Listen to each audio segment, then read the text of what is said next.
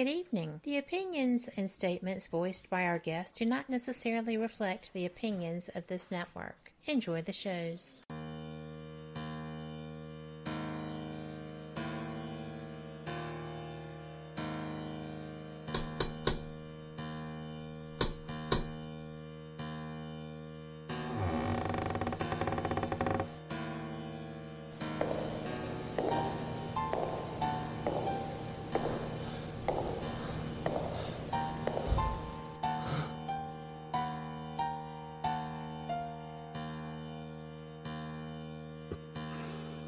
We've been expecting you. Monday, time for our maven of the supernatural, Denise Pridemore. This is the Paranormal Pride. Join to listen and chat live on WBHM-DB.com or Spreaker app. Search WBHM-DB every Monday at 7 p.m. Central for your supernatural paranormal fix. Welcome to the Paranormal Pride, where the show is about the guest and the listener.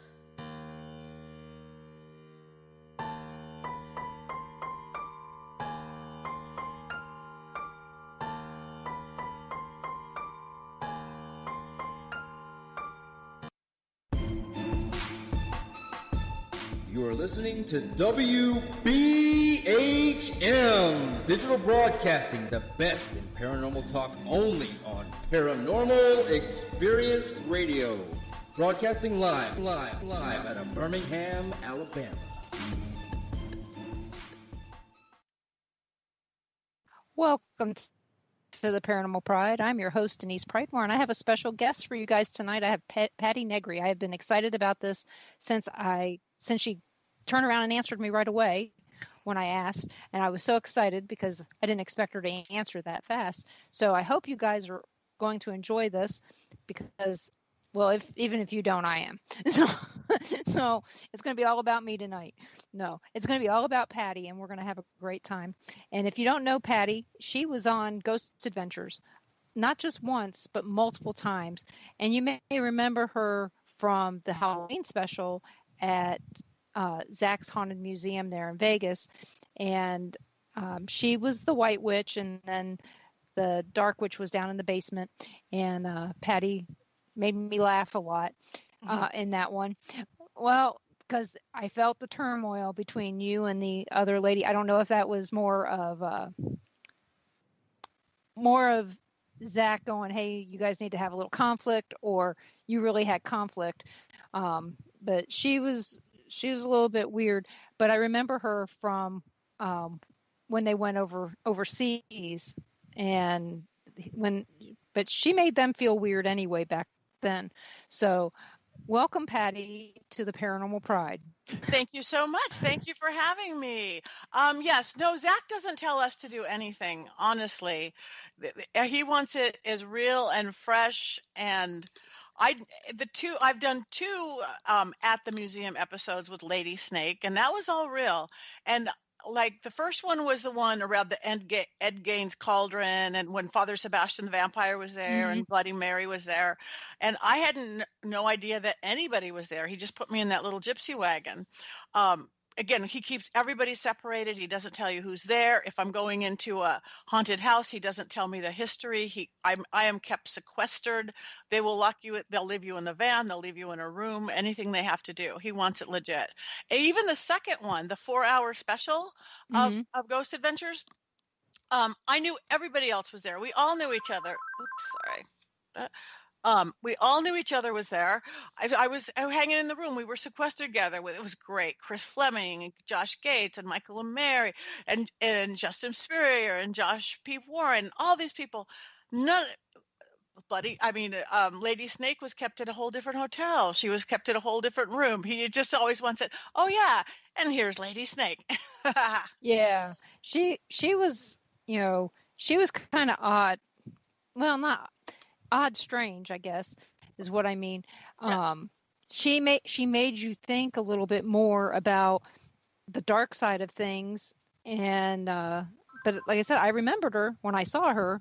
It's like I remember her from the other show, and so I always thought that was interesting. But like I said, I remembered you from your first one, and I liked you then.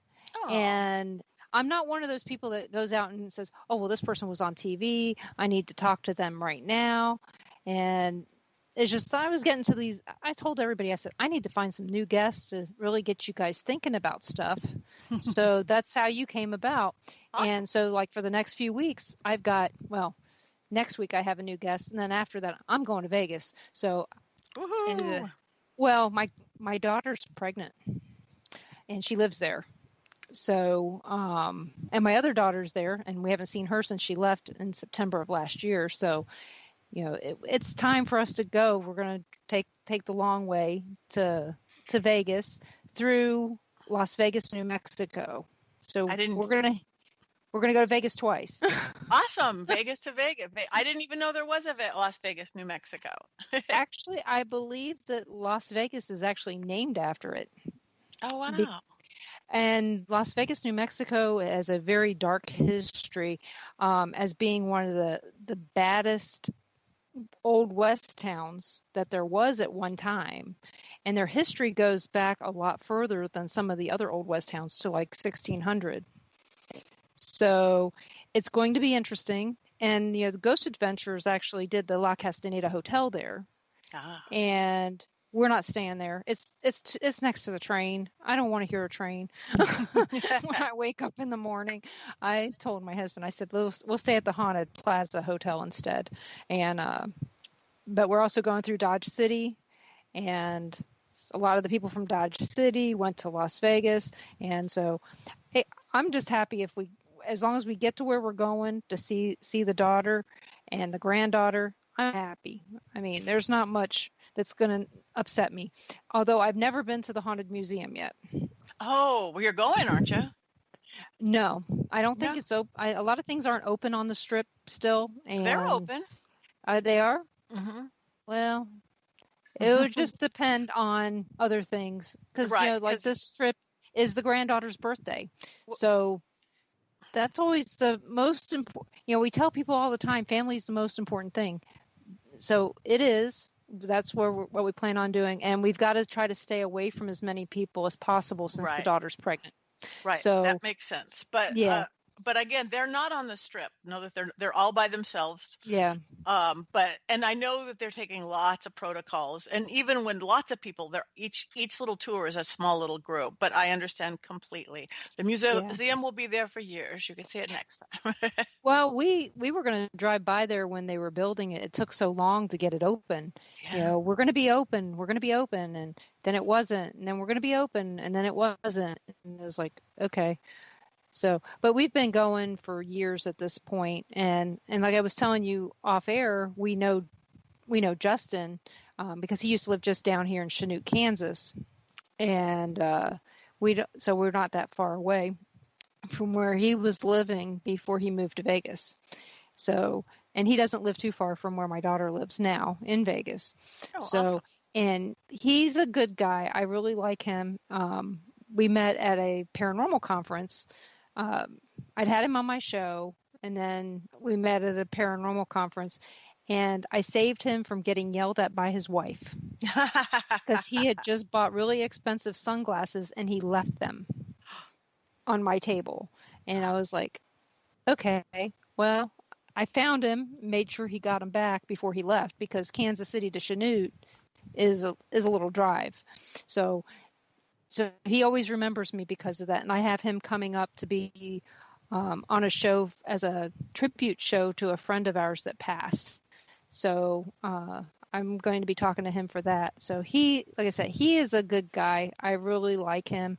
I just remember him driving all the way out there in the winter from Kansas, driving across New Mexico and all that, and taking all those roads and trying to do it in one night. You know, one day, it's 21 hours from where we live. So for him, it might have been 20 hours, 20, maybe 19 and a half. So just watching him, you know, drive all this way by himself, I can't imagine that. So when he moved there, I was glad. good. Yeah, he does. He's a driver though. Because I remember one time, again, this is the Scottsdale one that we were talking about or might talk about. And I was like, oh, are you staying? Are you staying here? He's saying, no, I'm driving back to wherever he was driving back. He had a cot in his car, sleep in the cot. It's like, really? Okay. He is, like I Yeah, said, he is a great he's guy. a good guy. And his son is following in his footsteps, doing a lot of technical things. So that's interesting for him. So so here's my main question to you. Okay. Is going to be right now. How did you end up on that very first episode that you were on of Ghost Adventures? Yeah, the first one was all by fluke. Honestly, I think I've shot 10 now, counting the Deadly Possessions with the Peggy the Doll Seance. So I've done 10 episodes, which is, I think, more than pretty much anybody, which is great. I'm honored every time. It's because it's always an adventure. But the very first one, I got called up. It was for Haunted Hollywood.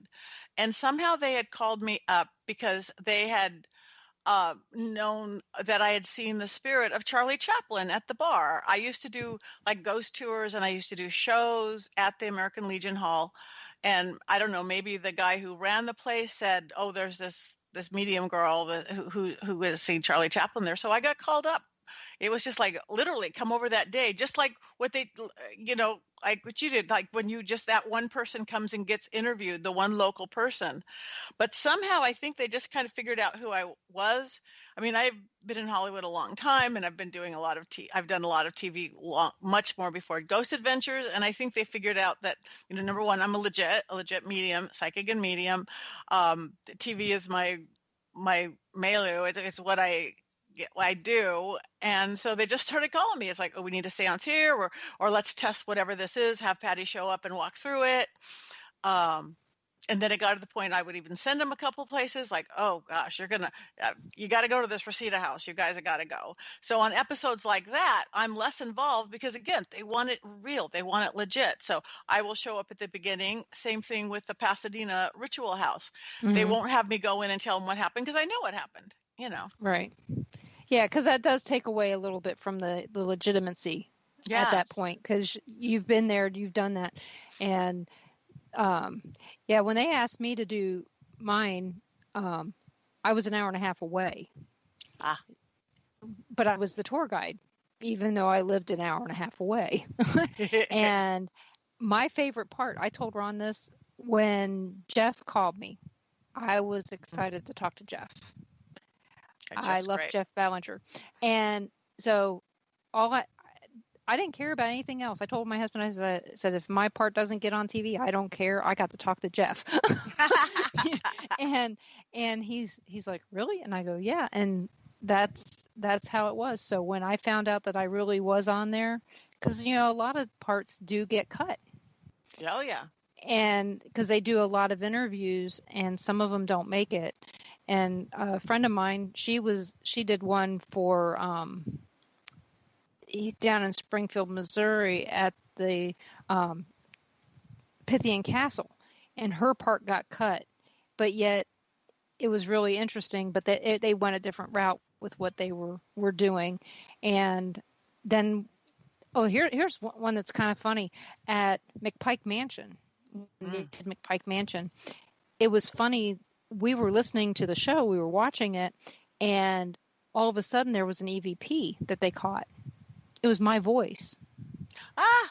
I was in Illinois at the time, but not that part of Illinois. We were at Ashmore Estates that day that they taped. So it was funny that they got my voice. And I told my husband, I said, well, we've been there, for the last 10 years. So maybe it was just mimicking me. Yeah, because it disembodied you. Yeah. And the thing is not long after that, we had a lot of things happen, but it was just kind of weird when we finally saw it and we're going, that sounds like me. Mm-hmm. And my voice is very distinct.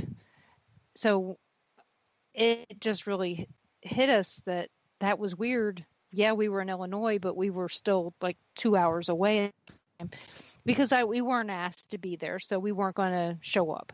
That's not right. You don't do that. Right. But it was just really very interesting that that's the kind of EVP they would get. So it just, I don't know. It's just kind of weird. My husband says they can sure tell that the Ghost Adventure guys really like having you on their shows. Yeah, he says some very nice things. It's good because it gives them some confirmations and stuff. Again, when I walk into a house and fall down in a bathroom or this or that, and stuff that they'd already looked at that I have no idea of. And what I love is that I'm a low tech girl. I mean, I've been doing seances and things since I was 7 or 8. But the most high tech I usually carry is like some dowsing rods or something.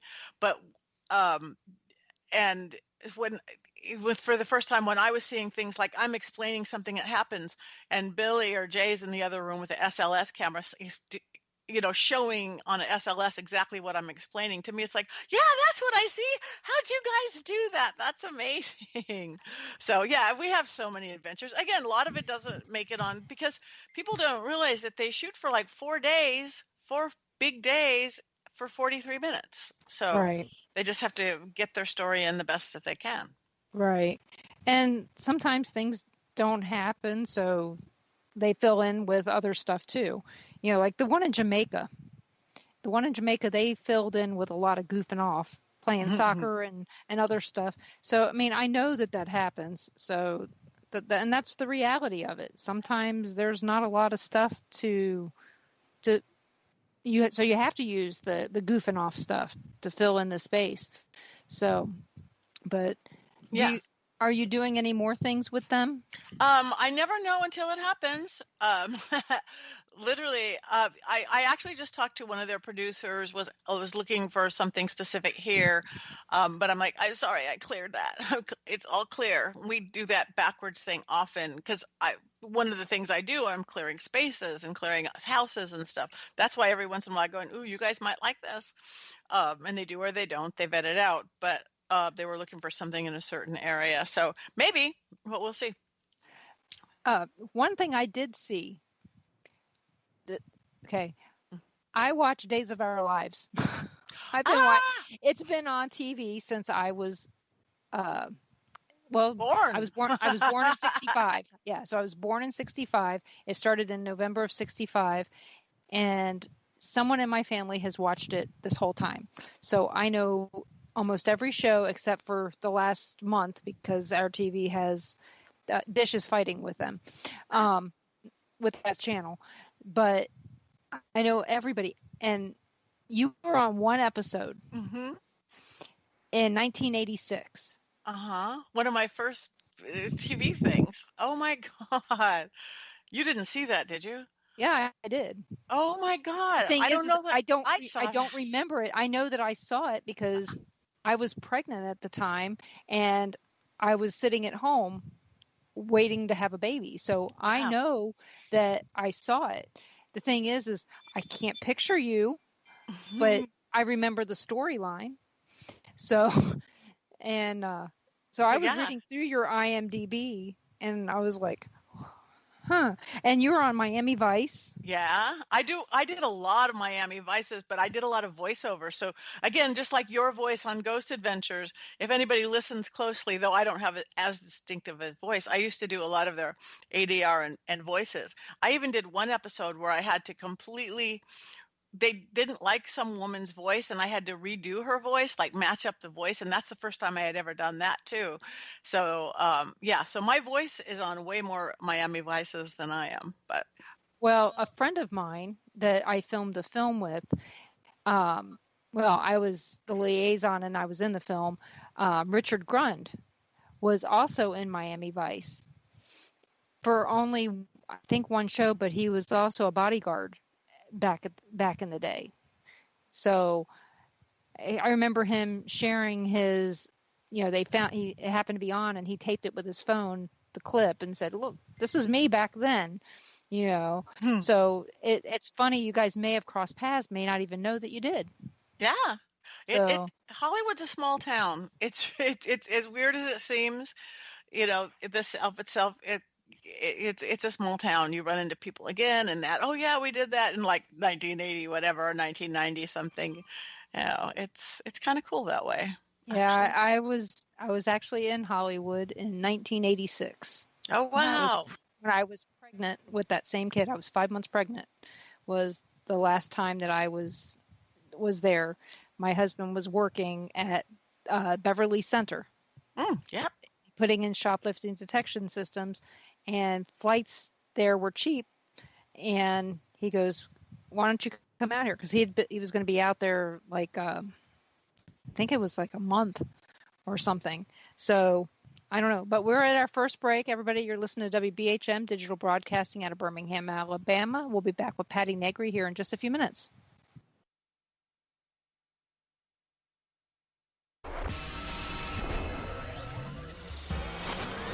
You are listening to WBHM Digital Broadcasting, Birmingham, Alabama.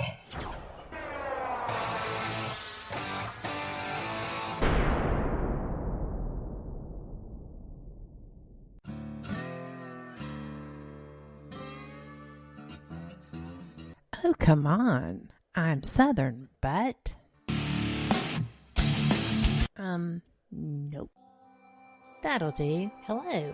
I am Kat Hobson, host of Paranormal Experience here on WBHM Digital Broadcasting out of Birmingham, Alabama. I enjoy having guests from all areas of the paranormal, from ghosts to ufology to cryptids and beyond. You'll find some of the best researchers in their fields bringing you some great information. Join me on Wednesday nights from 8 to 10 p. Eastern here on WBHM Digital Broadcasting.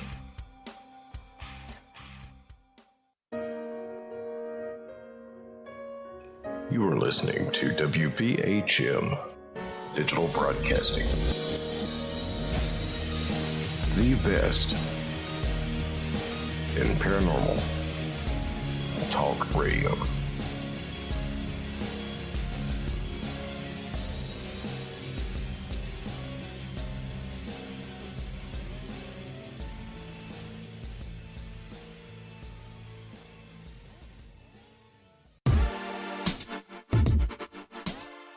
Listening to WBHM Digital Broadcasting, the best in paranormal talk, only on Paranormal Experienced Radio, broadcasting live out of Birmingham, Alabama. Since 1948, Fate Magazine has brought you reports of the strange and unknown, all of them true. Fate Radio is carrying on that tradition, bringing you the unusual, macabre, strange, and bizarre. Join host Kat Hobson Sunday nights from 8 to 10 p.m. Eastern on WBHM Digital Broadcasting.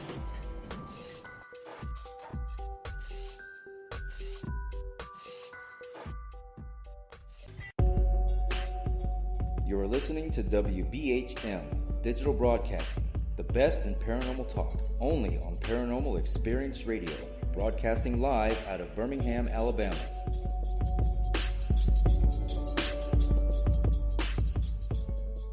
The time is 23 minutes after the hour.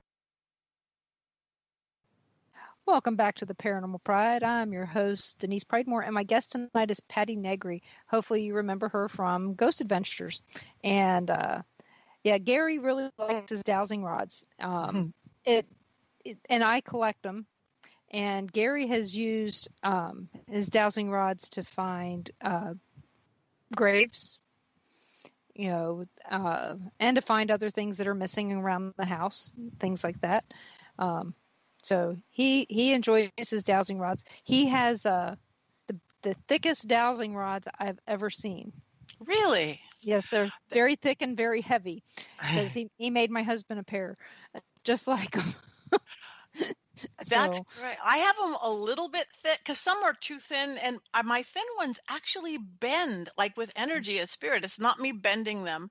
All of a sudden, one starts getting this big bend in it, and then the other one starts. It just comes out of nowhere. So I like pretty solid ones, but I bet you his are bigger. Oh, yes, they are. They're very thick, and I've seen that with my. I have some that are copper, and if it's really warm outside, they will actually bend on their own. Wow. Yeah. So because this copper's so soft, so but my favorite ones are my coat hangers. Really? The first ones I made out of a set of coat hangers, they work the best. That's awesome. I don't know why, but I have some made by some other people that were on Ghost Adventures. Kara Shoplinger, her husband, was on there for the mines up there near the Eureka mine, I think it is, the Jefferson mine, something like that. It's way up north in California. So, but yeah, she made me some, and I have some that are telescoping, which are handy if you're giving a presentation. You can use them to point too, because it's long and straight until you bend it. So, so when did you start using dowsing rods for paranormal? I mean, that's all I've ever used them for. Actually, I think I started using them for my seances. If some people aren't really comfortable if I'm like channeling a spirit, and if I have a seance going around my dining room table or whatever, I want everybody comfortable. And if somebody doesn't want somebody talking through me, I just started to use those, and they became just this real handy dandy thing. So I think even from that very first Ghost Adventures, I always have them. You could see me oftentimes with them in my hand. Sometimes I get them put down somewhere because I'm not always doing that. So yeah, but I started out really not just doing investigations, but with just talking to spirit, just in my seances and mediumship stuff. I do a lot of speaking, so I might have like 4. Are you there? I can't hear you. Can you hear her, Ron? I don't have... Trial.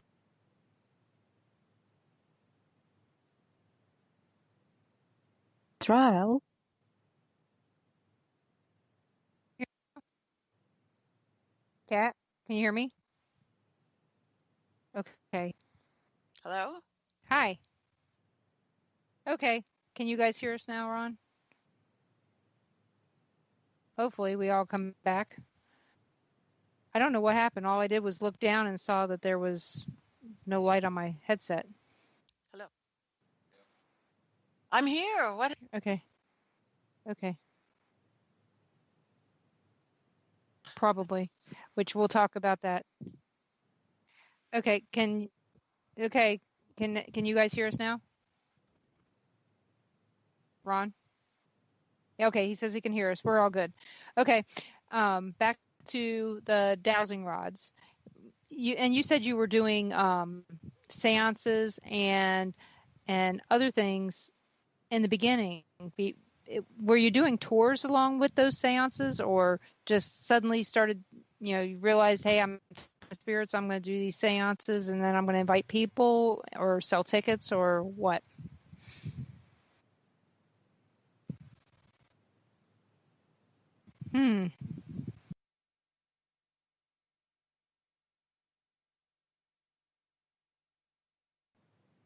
Welcome back. I know it's a little odd, but Patty's back, so am I. And when we lost connection somehow, some way, we're going to talk about that here in a second, what it might be. So we were talking about dowsing rods, seances. So when you first got started, you knew you could talk to spirits. Did you just start out having seances and inviting people over, or was it like tours and events where you were selling tickets? Well, in the beginning, I started when I was 7 or 8. Okay. 7 or 8 years old in my little suburban home. But when I started doing it publicly, when this is what I do, this is my world, I just started a little around my dining room table. I have these little gatherings of 13 people or less that fit around my dining room table. And then again, get more and more with more popularity, I would be bigger groups and bigger groups. Then when it turned into galleries, like I might be at, say, UC Santa Barbara, and there's 500 people. So it's more of a gallery read. To me, what gallery read like, John Edwards or Teresa Caputo, I peek open the veil for everybody, peek open so we could talk to spirits. But my version of a seance is I blow open the veil so everybody really themselves could see. I've been just doing that since I was a kid. So I will take responsibility for all those. So again, if you have, 400 or 6 people in a big hall and you're on stage, they're really nice visual. And then I saw how accurate they were with everything. I started using them in my clearings. My other thing I do all the time is space clearings, house clearings, office buildings, agents buildings, law office buildings, get rid of, whether it's spirits, often it is, sometimes it's negative energy. And walking through a house, before my even psychic senses, it'll go whoop, everything to the right. Okay, up, yep, this mirror, go there. So it's just part of my toolkit for almost anything. And they're crazy accurate so much, even in just regular divination. I tested them for almost a year on sports teams, like Yankees are going to beat over Boston or whatever. And my husband's a sports guy. And we'd look at the thing the day before and I'd say, okay, this team will win or that team. He's like, that team can't win. They're the worst in the league and blah, blah, blah. That team. And my dowsing rods were always right. I was like, these are good. Okay. Well, I know we use them quite a bit in different things, but it gets to the point sometimes. I don't know with you. You were saying before that that you like to use them because sometimes people don't get it. I guess when you channel a spirit and they're coming through you, it's more like a visual. The dowsing rods. Well, yes, for people if there's somebody's not comfortable, like, again, the ones around the table aren't like the ones on Ghost Adventures. I am not channeling serial killers or the Black Dahlia murderer or anything like that. The ones around the dining room table, or I just did 2 for 50 people in Virginia City around the suicide table 2 weeks ago. That was my first live event in months. We had to dance around figuring out social distancing, but we did. To 50 people each. But the little ones around the table, or even the bigger ones, if anybody's uncomfortable, I don't want anybody uncomfortable or nervous because that affects the energy. So if they don't want me all of a sudden to take on grandma's face and exact movements and things like that, I will just talk it through it or use the thing. Okay, look at grandma's right there on your left. Grandma's right there saying yes, saying no. And some people are just more comfortable that way. I can agree. I know that when I was doing tours, I would use the dowsing rods to demonstrate to people how the spirits would answer. And eventually I got to the point to where I didn't need the dowsing rods anymore because I knew what the spirits were going to say. I could hear them. Right. You get to that point to where you just know, and then you stop using them, but I still carry them. I may not use them, but I still carry them. Right. And it's actually kind of funny at times. But remember I told you before the show that there was something I was going to ask you about. Yes. And it's something that happened over the weekend. So, and I think that could be what's interfering with us today. It happens every once in a while if something interferes. And knock on wood, I usually don't have technical difficulties. So keep that in mind. So, so over the weekend, I was in bed. I had woken up. The cat wasn't behaving. We have 5, but this one sleeps right next to me all the time, and she kept moving around, and it woke me up. And so I'm laying there, and as I'm looking, there is this thing. I don't really see it. Usually when I see spirits, I can see their face. I can feel who it is, things like that. This time I couldn't feel who it was. They didn't have a face. They were more like shadow, which I don't normally have. And it's bent over or knelt down next to the bed like it's petting the cat. And then it gets up and it walks away. The thing is that normally I'm not startled. It happens all the time. But this time I was startled and I couldn't go back to sleep.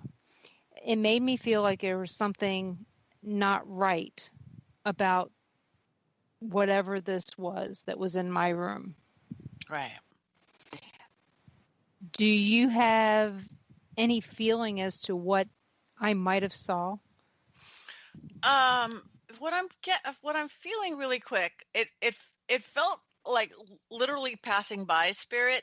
I don't think it was something specifically looking for you, but it feels male. It doesn't feel horribly negative, just maybe not somebody you want to have in your house uninvited. But something about the hands. Do you remember anything about the hands? I'm very strongly getting, like, whether it was like petting the cat, I'm getting there's something about their hand and their ring finger is standing out to me. So I don't know if anything of that stands out to you. It was But dark, so I didn't really. Only thing I know is that it felt like the cat was being petted. yeah, I think That's again, their hands are, some spirits are able to do more with one. So I get strong with the cat. So I think they were. I think it's just because, what I get, you're gifted, you're very intuitive, you're very high vibrational. So I think, spirits just drafting by, they could stop at your neighbors, the next neighbors, and she could see me. Okay, I'm staying here. well, I will tell you, we have had, my daughter, all my kids have moved out. But a few years ago, well, when my daughter was in high school, I guess it was about 10 years ago, a spirit came to our house and went downstairs. My children are also very intuitive, can see spirits. And my daughter said she looked over in the doorway and there was this woman standing there in a Papa John's shirt, a Papa John's t-shirt. And she looked over at her and she goes, "Go upstairs and see my mom." And later on that day, so the woman came up here. I don't remember much about that other than the fact that morning, it was a rough morning getting the kids out to school. And my daughter sends me a message and she goes, "There was a body found down on 311th Street. We live at 287th. And so we're way out in the boonies. 311th is even more boonies than where we are." And I just told her, I said, "Well, it's not your dad." Being sarcastic, it's not your dad. And because like I said, we had a rough morning that day with the 4 kids. And she goes, "No," she goes, "it was a woman." And I go, "Okay." And later on that day, we're watching the news at 5:00 and they put this woman on TV. We didn't have the sound on. And Lauren goes, "That's her." And I go, "Yeah, it is." And found out that this was the woman that they found in the ditch. Wow. Because we live on a main thoroughfare. A lot of times when people are trying to hide from the highway, they go by our house. So it's quite possible that we have a lighthouse out there to spirits. When we were all here at the same time, it may have drawn them here, but I sometimes feel like we have an open door policy when it comes to spirits. So it's either that or I'm getting ready to go on an investigation and I didn't know it. Because I don't know about you. Do you get visits from spirits before you go on an investigation or go to do something? Sometimes, yes. And even more than investigations, if the clearings that I'm going to do, if I'm going to go do a clearing, it's like, what? They come visit me, like, "Oh, you don't need to come. You don't need to come. You don't need to come." Or the place, it either comes, the place that I'm going to clear, whether it's a week away or a few days away, it either gets way more active or absolutely stops the activity, I guess, depending on the thing. But so I try to not put it in my head. I'm not going anywhere. I'm not catch them off guard. Well, I know sometimes they catch me off guard. It kind of makes me... a lot of times when the spirits come to me, it tells me that we're going to have a lot of activity to the place that we're going. Mm-hmm. Yeah. Because they're excited that we're coming, or, "Oh, wow, fresh meat." I don't know what it is.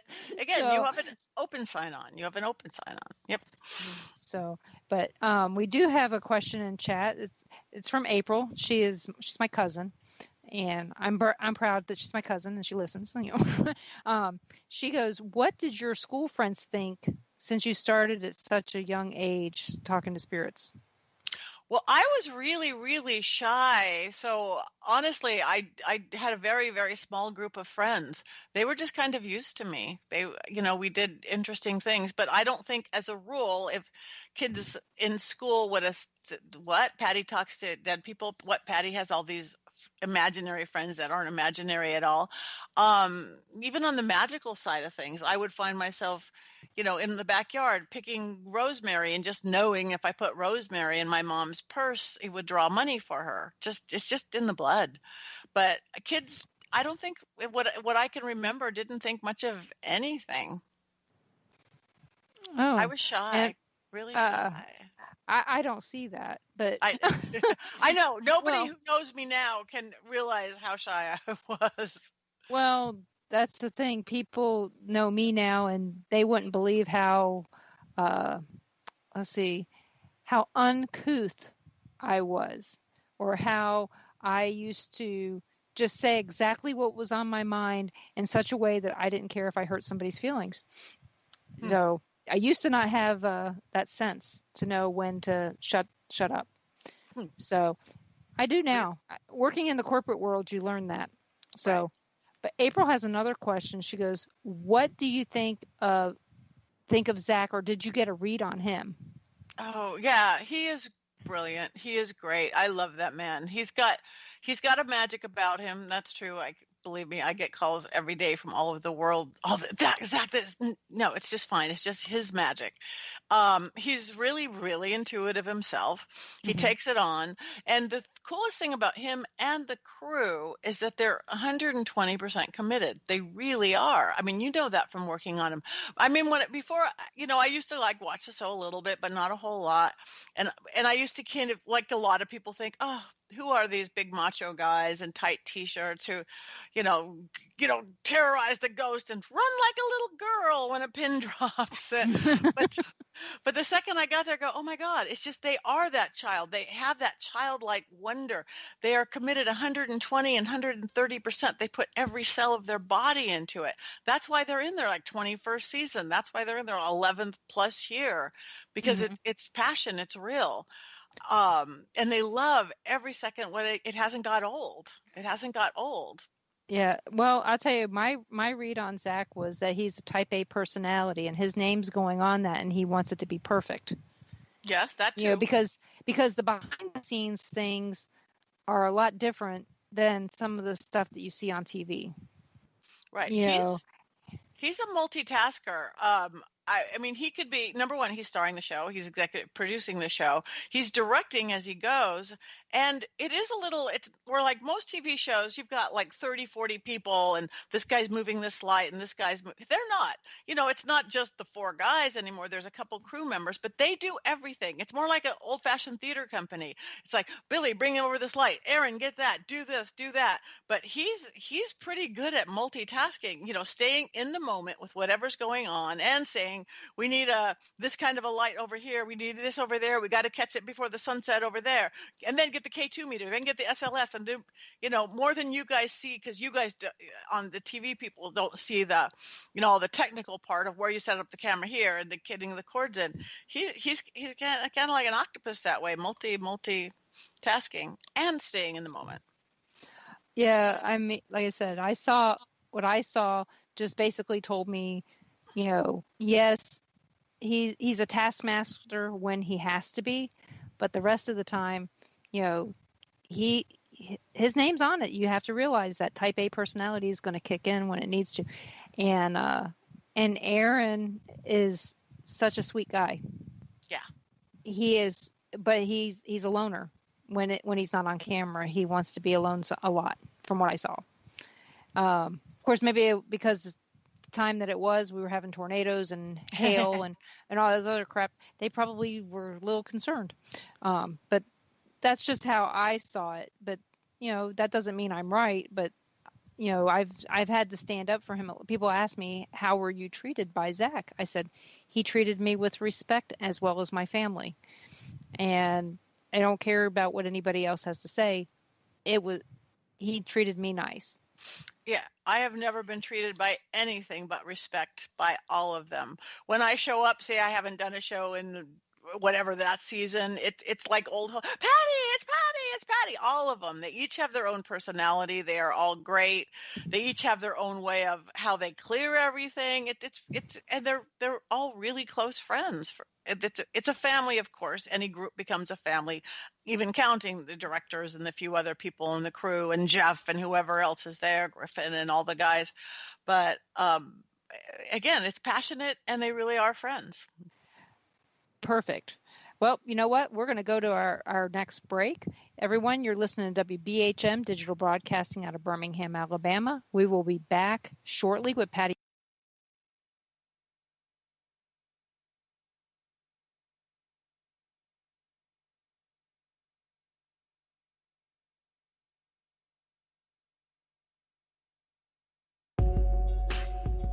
You're listening to WBHM Digital Broadcasting, the best in paranormal talk, only on Paranormal Experience Radio, broadcasting live out of Birmingham, Alabama.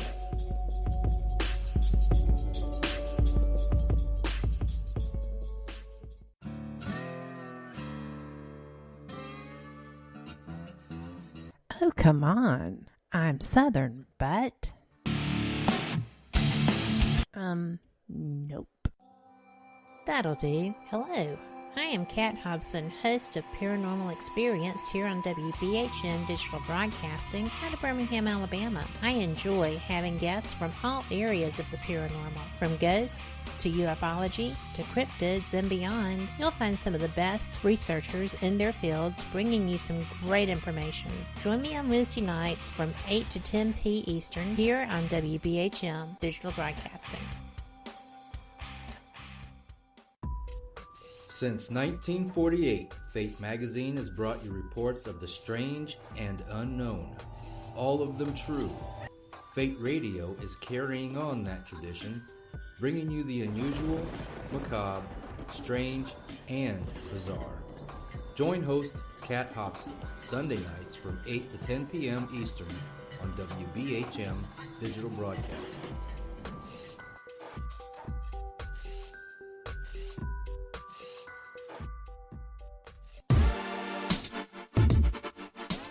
You're listening to WBHM Digital Broadcasting, the best in paranormal talk, only on Paranormal Experienced Radio, broadcasting live out of Birmingham, Alabama. Welcome back to the Paranormal Pride. I'm your host, Denise Pridemore, and my guest tonight is Patti Negri, and we are having a good time. So if you want to have a good time, ask a question and we'll get it asked and answered. So what are some of the other shows that you've done? Not that many paranormal shows. I do like the regular shows who need something paranormal. Jeff Lewis Flipping Out. I've cleared his house for him. I've worked with Nicole Richie. I've done many episodes of, again, some silly shows like Bad Girls Club. I work a lot with Awesomeness TV and their show, LA Story, which are very youth oriented, and I love, because I love working with high school and college. And again, just opening up their mind, not just about paranormal, but about possibility and how powerful we are. Oh, wow. I don't know. Beverly Hills Pawn, Hollywood Hillbillies, just name a reality show, whether it's on my IMDb or not. I've good chance I've done it. And so I remember my first one, like 2008. I used to be very closeted, though. Because I ran a production company. Still do, a company called Brain Brew Entertainment. And it was very corporate, like you come from the corporate world. And I produced these big shows, big live, like industrial song and dance extravaganzas. And I'm like, these people cannot know that, I talk to dead people and dance around the thing. I'm talking Microsoft and all these big companies. Mm-hmm. So I kept it really separate. Then in 2008, when that great big crash came, the economic crash came, and mm-hmm. corporate entertainment became a dirty word, and reality TV was picking up.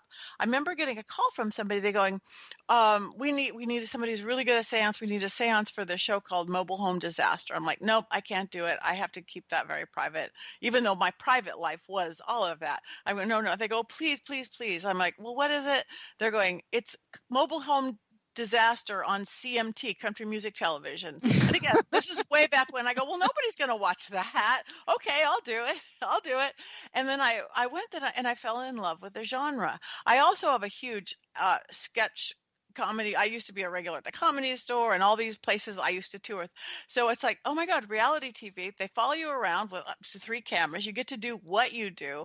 I get to get my little message of empowerment and how amazing we as humans are.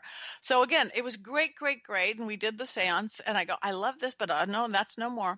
And then I remember once it aired, my first corporate client called and she goes, Patti, I saw you on TV last night. And I'm like, oh God, I'll never work for Bank of America or whoever it was again. And I'm like, oh yeah, well, she goes, I didn't know you were into the paranormal. I love the paranormal and blah, blah. And we had the best conversation ever. So we had, and it didn't hurt my corporate thing. But again, that world kept continuing to go down, down, down, that corporate. And the other, all of a sudden I was discovered in the reality world, in the Hollywood world. I was still there as an actress, but just not as much because I was so busy running my production company that I just kind of felt this is more fun than even acting. This is even more fun than producing big shows. And I remember the first time I walked on none of it is about money. I do nothing for money. I mean, I do, of course, get paid for things, but that's never, ever, ever been a goal of mine. But I do remember the first time I walked on a stage, it was just me speaking. I was doing, again, another college or corporate thing, kind of mediumship, lots of people. And I remember walking on stage. It was just me showing up. They treat me great. And I'm walking on stage and I go, oh my gosh, I am getting the exact same amount of money for this that I got last week to produce a show that out of the same money, I paid 7 actors, 3 musicians, a rehearsal hall for 2 weeks. I printed the programs. I helped make the costumes. I did the props. And now I'm just walking on stage. And again, they're both inspirational because then I'm teaching like motivation and HR policies via, Ethics Jeopardy or during a murder mystery or whatever. But now I'm doing from my spiritual perspective, from my look how cool we are. So it just, I go, oh, okay, this is where I'm being led by spirit. This is pretty awesome. I mean, I still have my production company. I've got people out doing a couple things this next week, I think, but it's become my side job and not even very often. Well, that's good. I mean, as long as you're happy, that's the thing. You're happy and that counts for so much more. Like you said, it's not the money. Yeah. You're paying your bills, but you're having a good time and you're meeting all these people. Yeah. I love it. That respect you for you, not for your business. Yeah.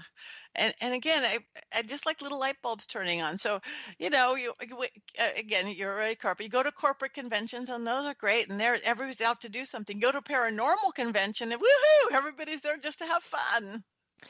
Yeah. Or a spiritual convention, because I do a lot of those that don't have anything to do with the spirit, just more new age and spirituals, again, motivational stuff. But again, everybody's there to learn and grow and be inspired and inspiration, not just what's the bottom line at a corporate convention. Well, at a corporate convention, a lot of times it's because you're forced to be there. Right. And you're going, okay, I'm just looking forward to the bar tonight. I mean, yeah. Let's be honest. It's what I've seen. They took us the first time I went to Vegas.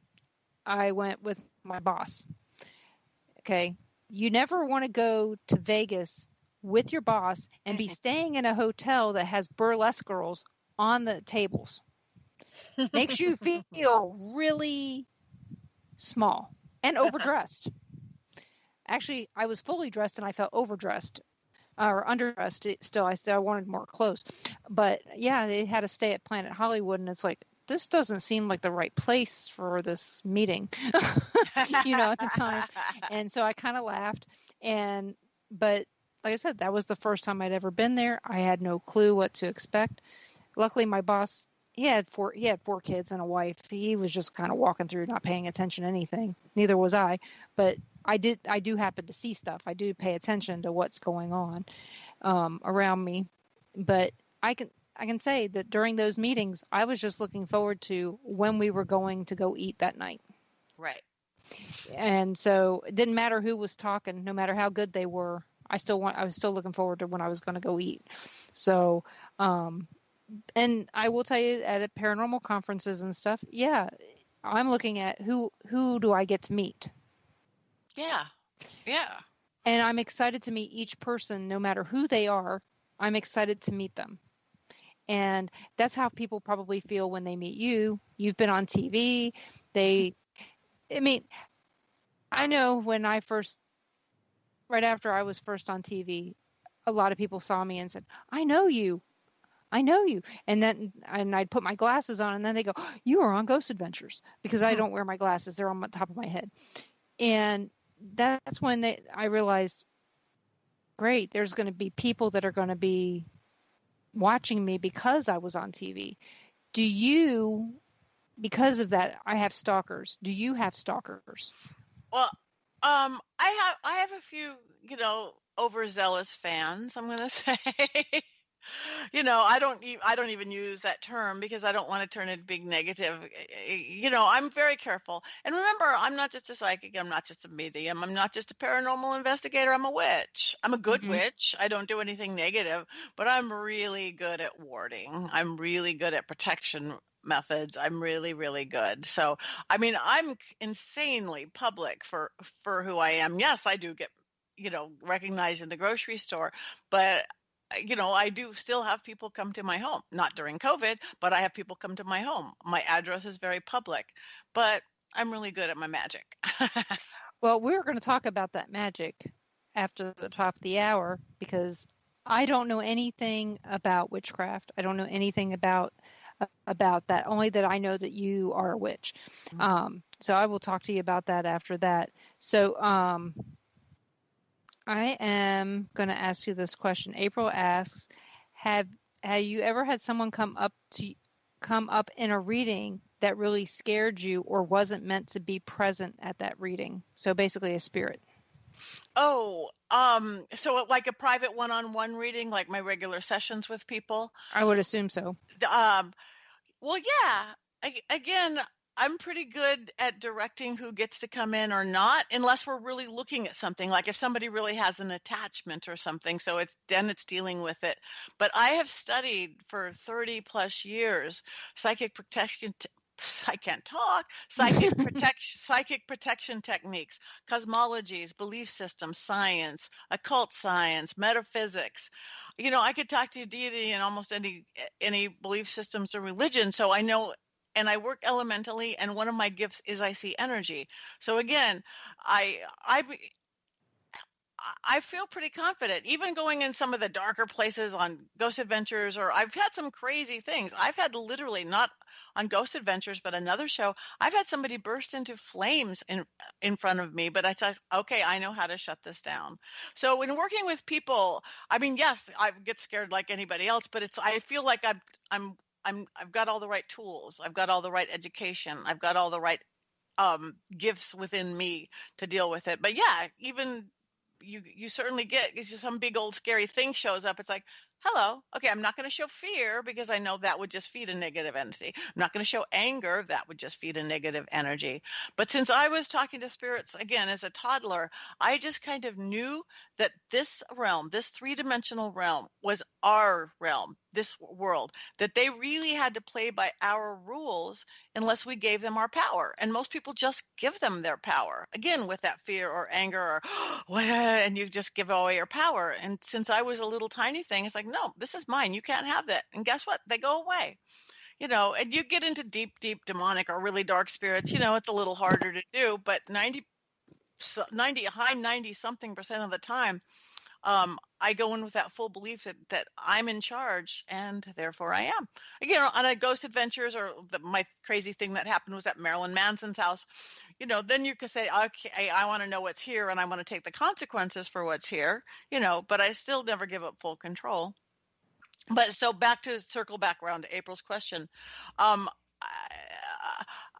I don't think in just doing a regular reading. Some of the harder times were probably place clearings with the people.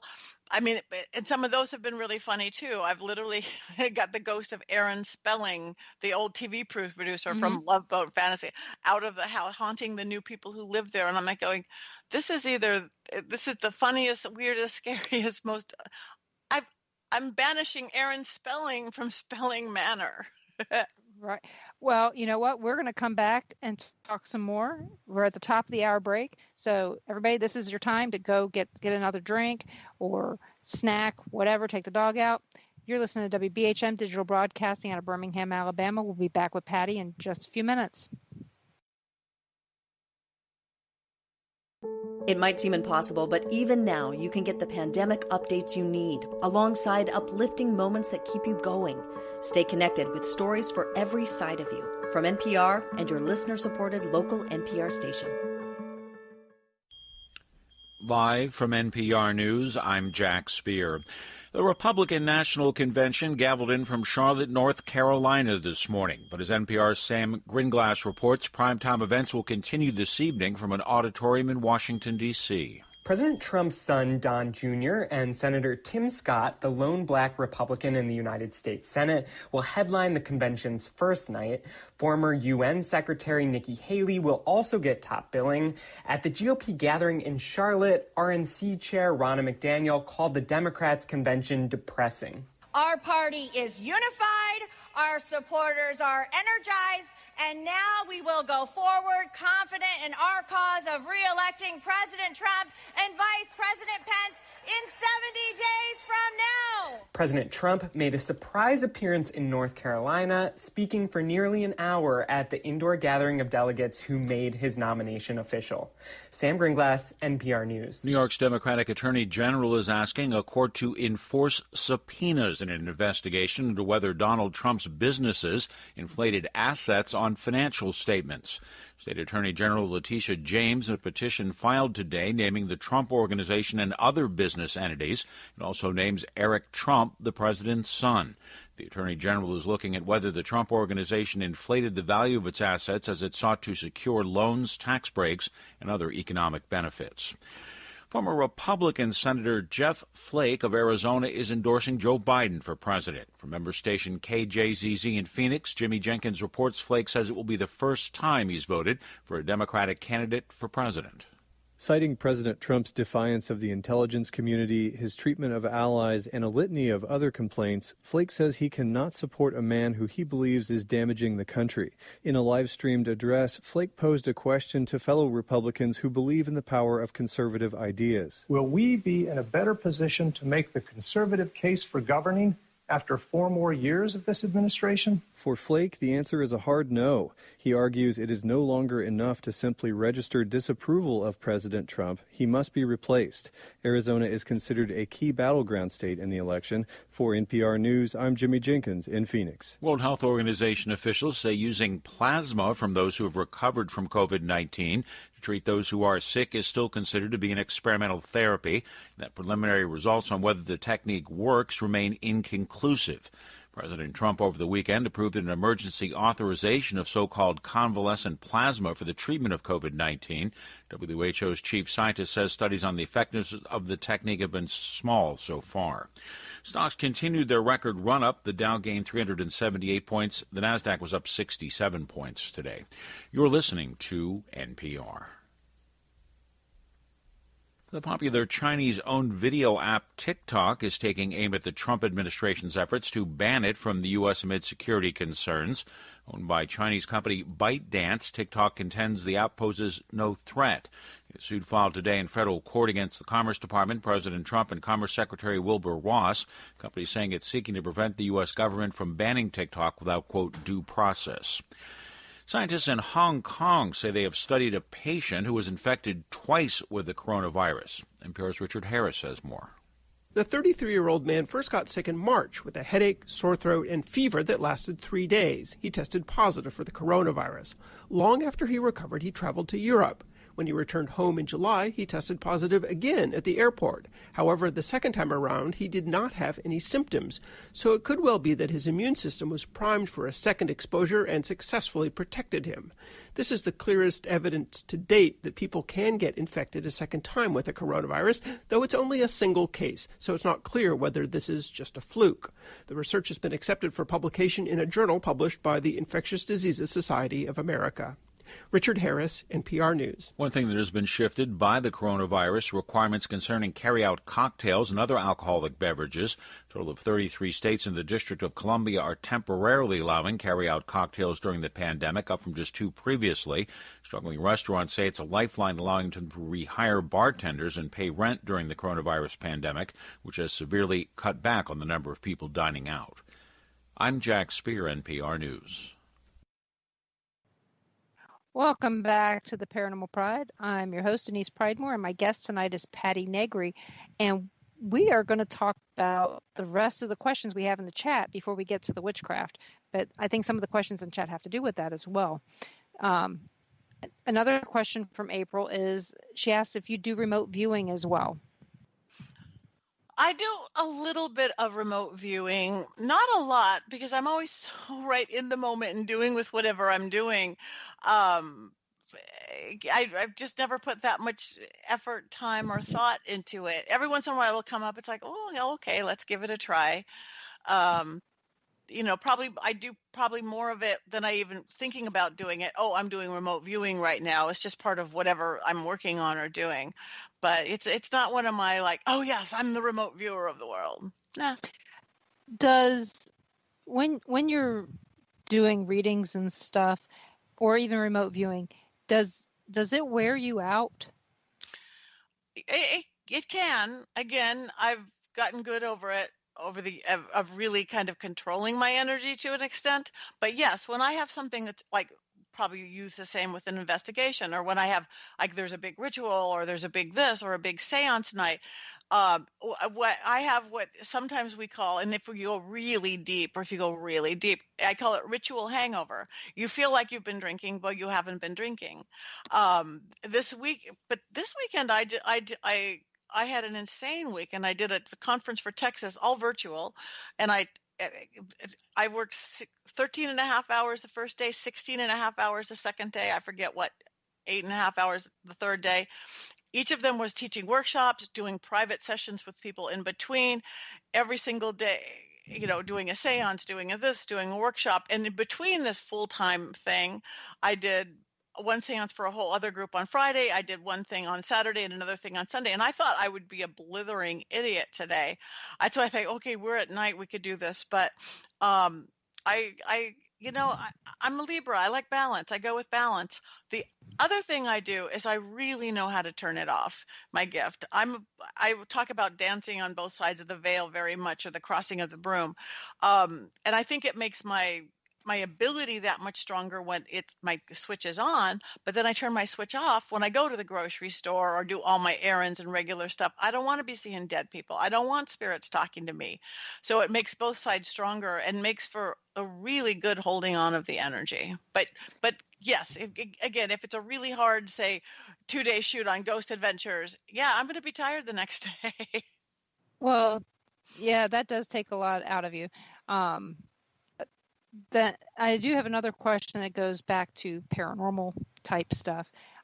Gary asks, he's the one that I was telling you about that really enjoys his dowsing rods. He asks, is there any other equipment that you like to use if you're on an investigation or you're clearing a house? Is there something that you like to use? In an investigation, I have a K2 meter. I have a Mel meter, don't use it right.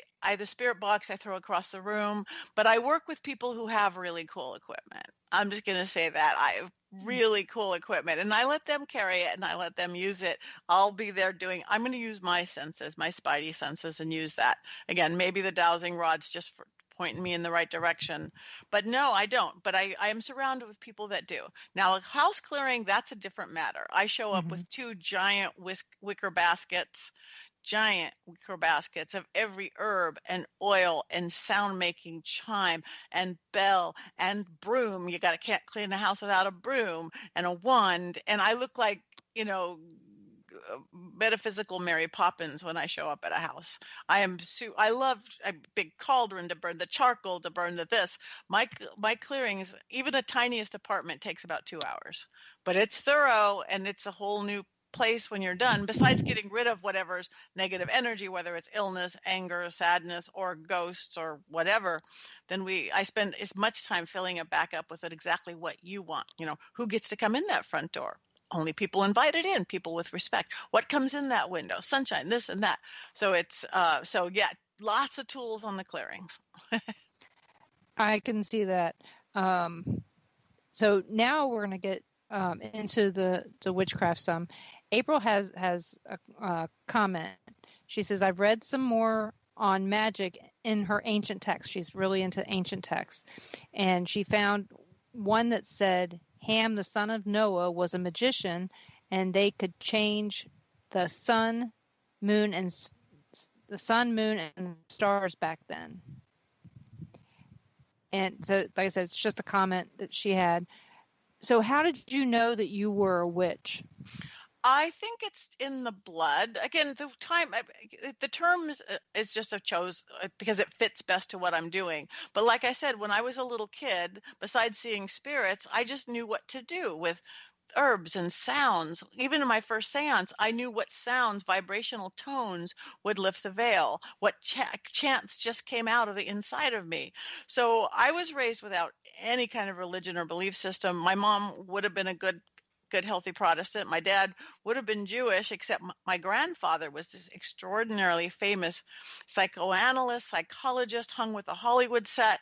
He hung out with Isaac Asimov and Carl Sagan and Norman Lear, and he was practically evangelical atheist. He was the head of the Humanist Society of Friends. He thought anything spiritual or religious was a weakness in itself. And so the word God to me was like a dirty word. I didn't know why we didn't talk about it, but we didn't. But I would drive by a church and go, I love the energy there. I see it coming out, or a temple, or a mosque, or a synagogue. And I'd see what this magic of spirit did. But I still think I'd never been in a church or temple or a mosque or synagogue. I think I was 13 and I wanted to go to a cool Christian rock concert because the guys were cute at some church. And I was so scared to ask my mom if I go, can I go to a church? And she's like, you could do anything you want. I was like, I could do anything I want. Woohoo. I became a seeker. So I went through every part of Christianity, from the born again, the evangelical, the traditional, everything. Okay, that's really good, but I'm more of a leader than a follower. That's not okay. Buddhism, all of that, Tibetan Buddhism. And then I discovered the New Age thing in the 80s and Shirley MacLaine. And I love all that, but it's a little squeaky. I'm elemental. I'm earthy. I need something that's earthy. And I discovered paganism and witchcraft in those early mid 80s, and I went, this is beautiful. It's just working with nature and nature's elements and nature's energy, and yes, the moon and the stars and what the cycles are, and why we celebrate by what the seasons are, and it felt right. Again, it's the same exact thing, it's shamans do, or Native Americans do, or Peruvian shamanism is. We just put a title on it, witch or witchcraft, and those even themselves mean two different things. To be, say, a witch, it can be, this is my belief system, my philosophy. Say it's Wicca. Wicca is a goddess oriented. We follow the Sabbats in that, or there's chaos magicians, or there's something eclectic like I am. There's ceremonial, just like Christianity. The Baptists are slightly different than the Presbyterians, are slightly different than the Catholics, than the Lutherans. The same thing within pagan. So you can take that as a religion, or you can just take it as a practice. And I'm much more, yes, it is my belief system, but the practice of witchcraft to me means it is somebody who is willing to take fate into their own hands and change fate, versus just follow where being born, just gravity flows downhill. Life itself, without you taking charge of it, always will take the easiest path. And I'm never a person to take the easiest path.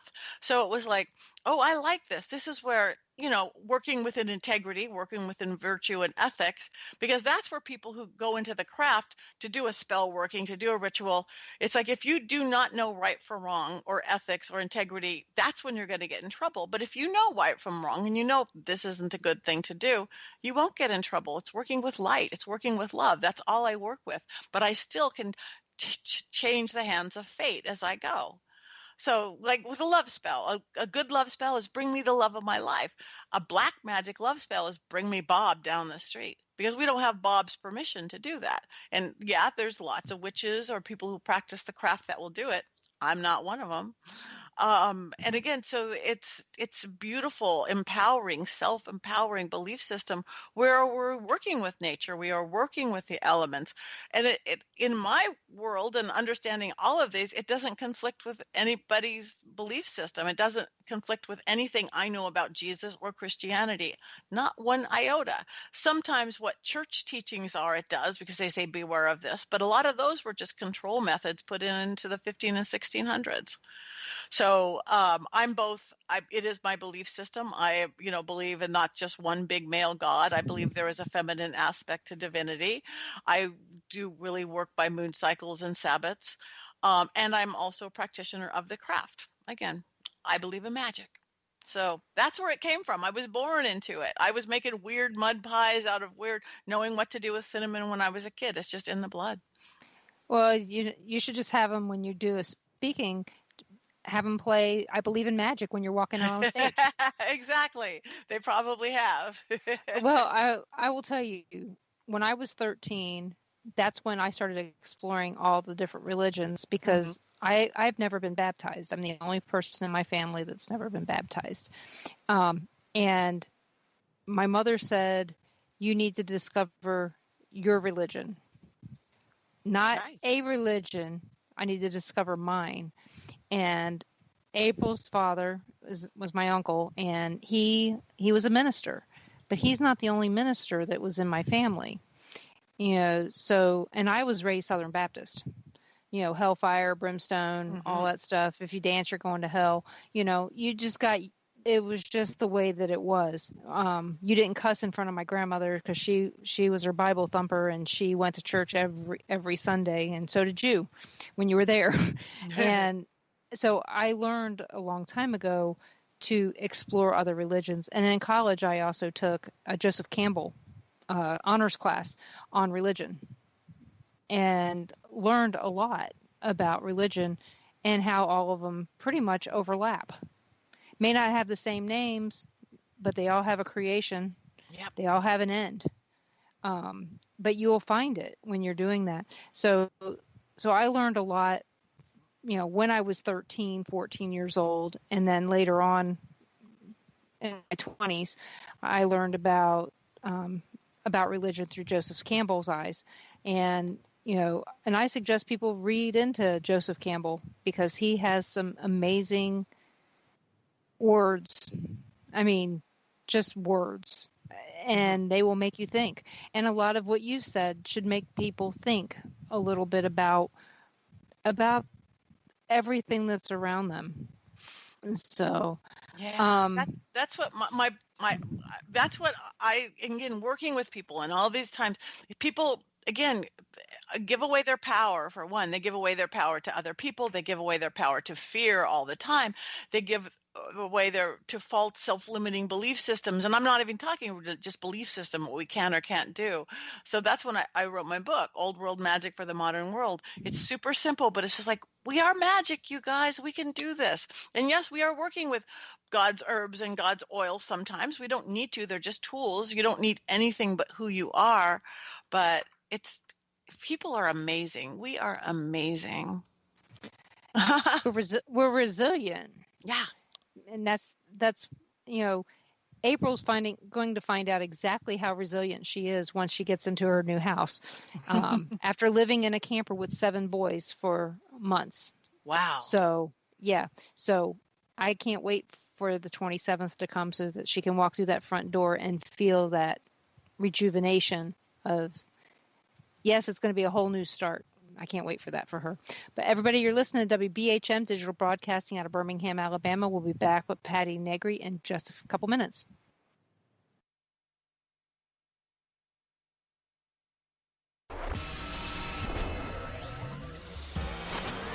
You are listening to WBHM Digital Broadcasting, Birmingham, Alabama.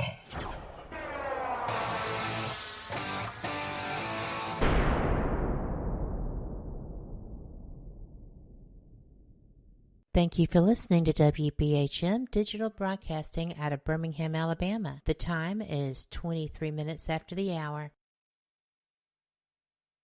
Welcome back to the Paranormal Pride. I'm your host, Denise Pridemore, and I'm here with Patti Negri. So April has another question for you. Actually, it's 3, but hopefully they all fit together. She does pretty good at that. Does divination fall under that? What kind of divination do you do?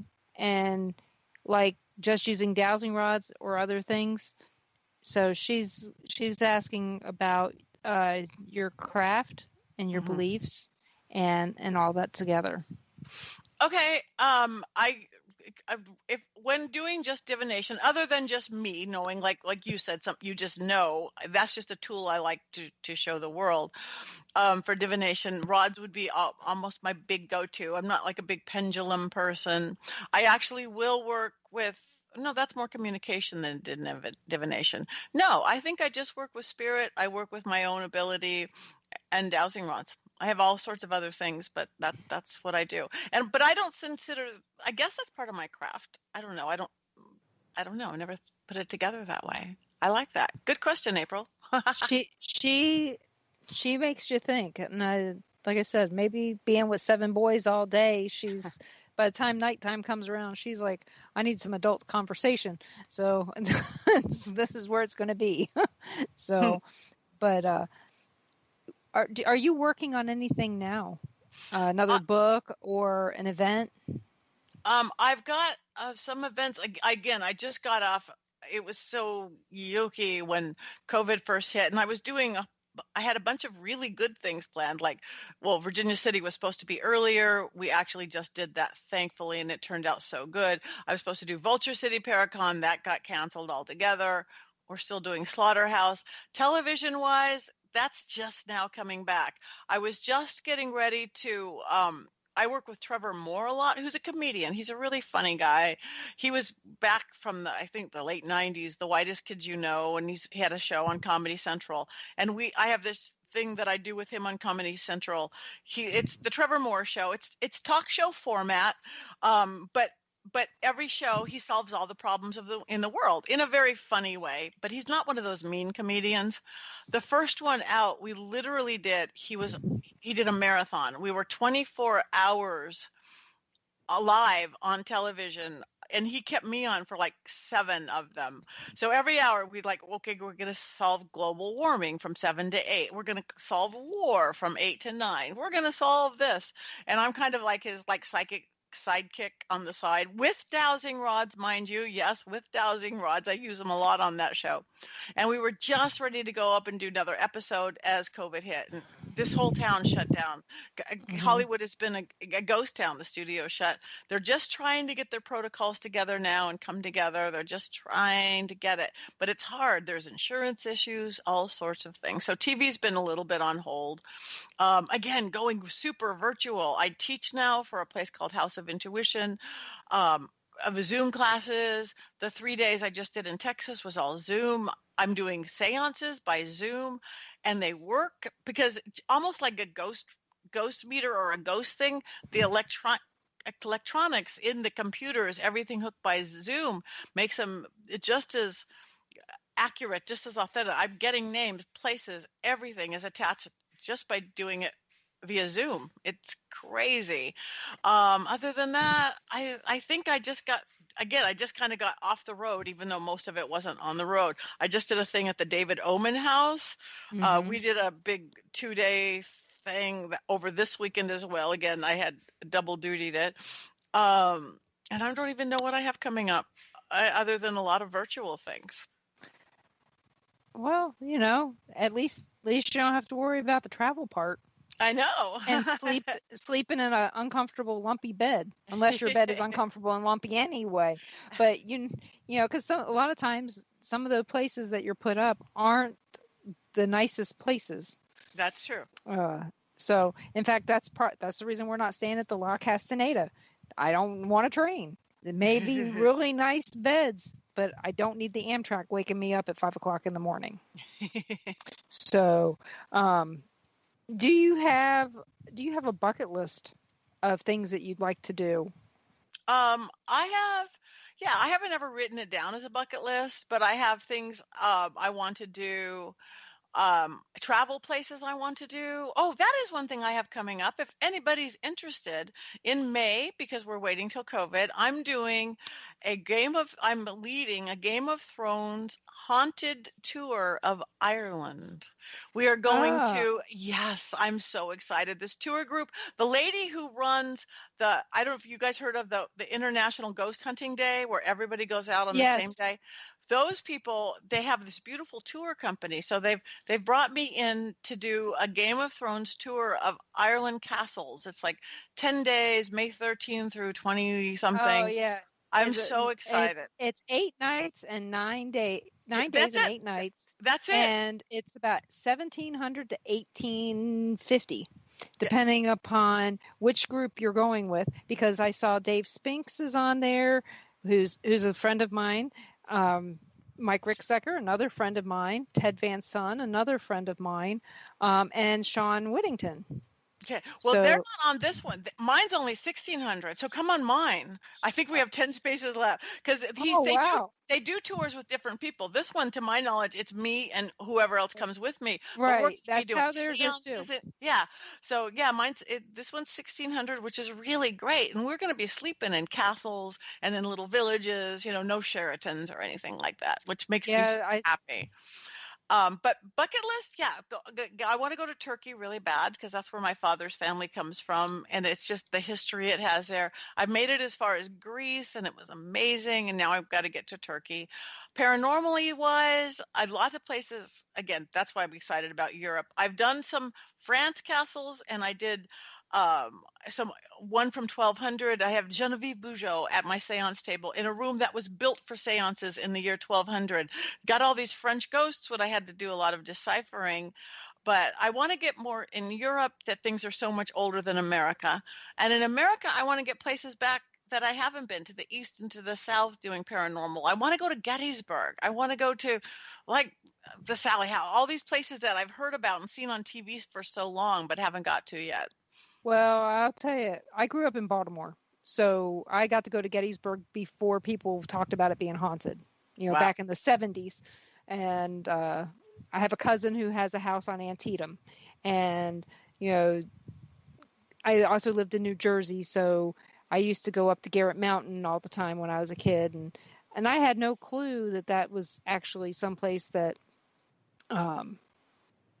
the famous people went to investigate a long time. Well, they never made it there, but that they were going to. And that was, oh crap.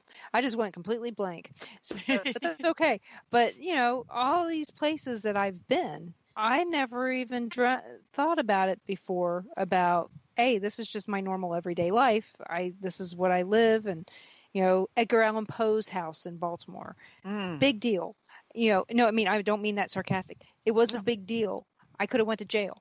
I broke in, but, but that was way back in 1977 as well, 77, 78. I shouldn't have been alone downtown in Baltimore. I was 13, but, there's all these things that I've already done, but they're on my bucket list to do again. Right.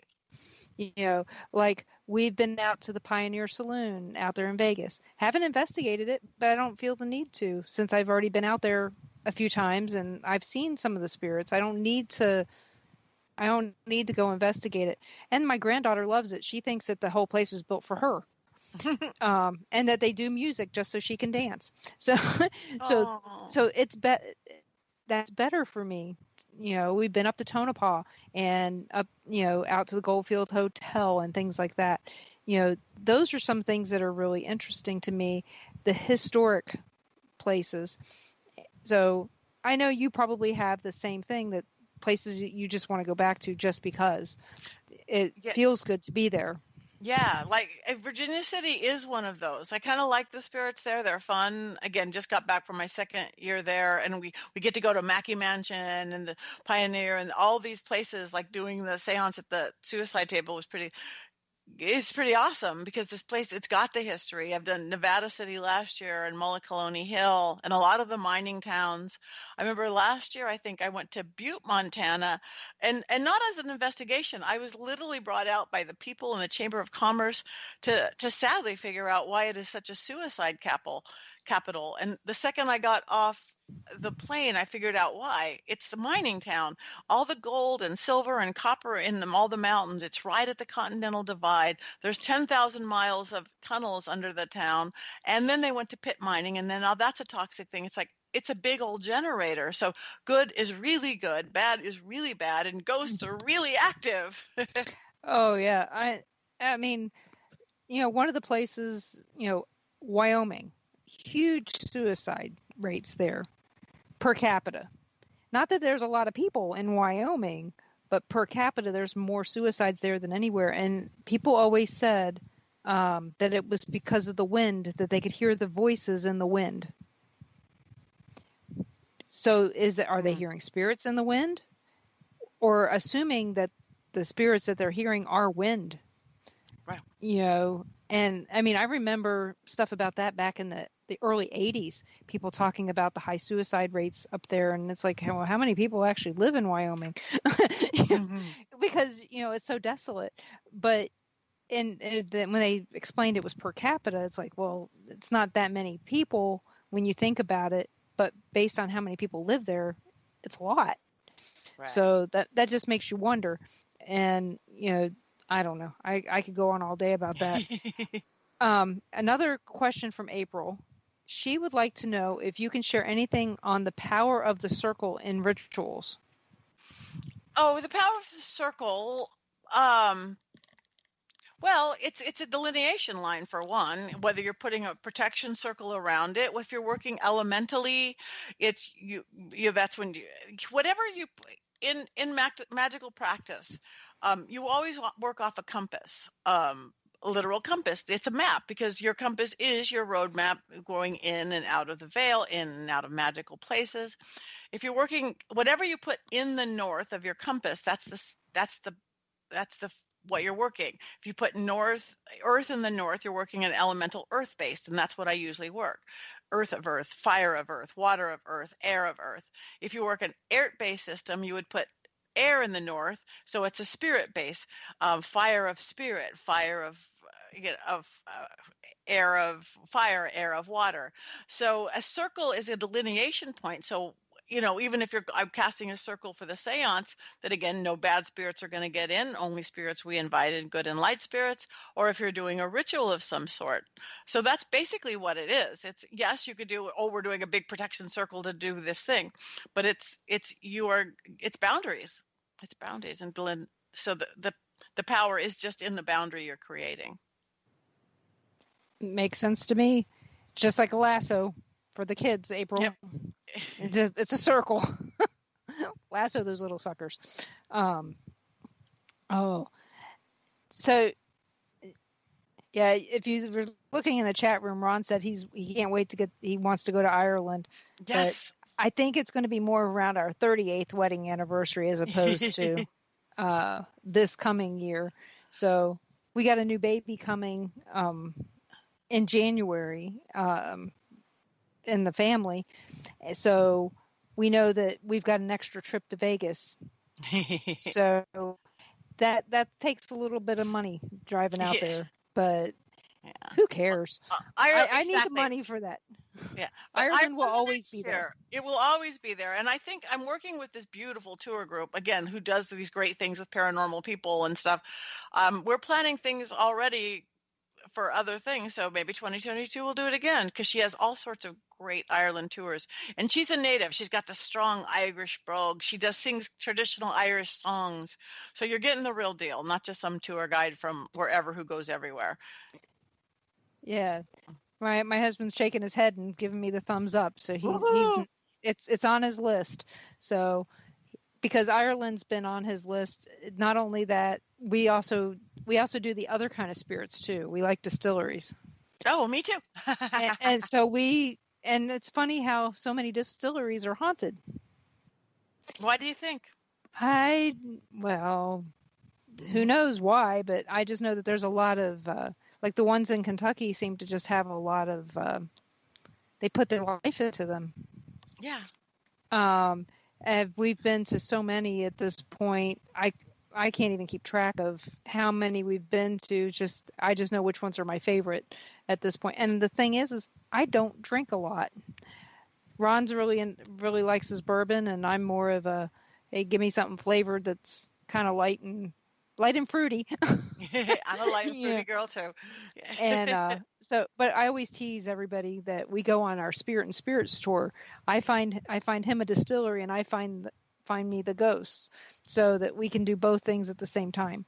That's perfect. So, and well, we were just looking at trying to figure out if we could hit any distilleries this time, but the Las Vegas distillery is closed still, and the the Boot Hill distillery in Dodge City, Kansas is open. We're going to go there, and it's actually in an old building that used to be the jail back in the days of Doc Holliday and, back in the old West days. Mm-hmm. And, they have there a tribute to the Gunsmoke show.